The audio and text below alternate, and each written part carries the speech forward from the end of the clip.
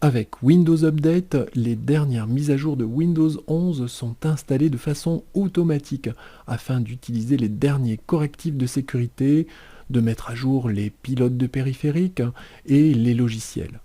Windows Update vérifie à intervalles réguliers si de nouvelles mises à jour sont disponibles et il les installe automatiquement. Pour accéder à Windows Update, appuyez puis relâchez la touche Windows, puis tapez Windows Update. L'entrée Paramètres de Windows Update est en surbrillance dans la partie supérieure du menu Démarrer. Appuyez sur la touche Entrée pour l'exécuter. Windows Update peut indiquer que le système est à jour ou qu'une ou plusieurs mises à jour doivent être appliquées.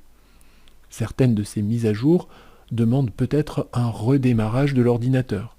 Le cas échéant, la date et l'heure du redémarrage sont précisées. Ici, l'ordinateur est à jour.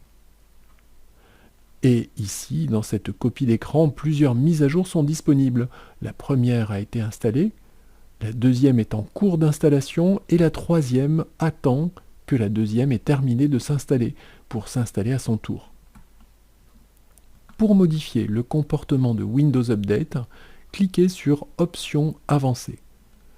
Vous pouvez alors inclure les mises à jour d'autres produits Microsoft lorsqu'elles sont disponibles, redémarrer l'ordinateur pendant les heures d'activité si cela est nécessaire pour effectuer les mises à jour, indiquer que vous voulez télécharger les mises à jour même si votre connexion est limitée, 4G par exemple, demander l'affichage d'une notification lorsque l'ordinateur doit redémarrer pour terminer une mise à jour, définir les heures d'activité afin que l'ordinateur ne redémarre pas automatiquement pendant cette période.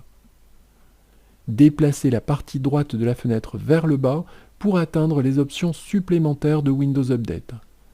Ici, vous avez accès aux mises à jour facultatives. Vous pouvez définir des limitations de bande passante. Vous pouvez autoriser l'utilisation de mises à jour depuis les autres PC du réseau local, réinitialiser l'ordinateur ou le redémarrer en mode démarrage avancé et beaucoup d'autres options encore.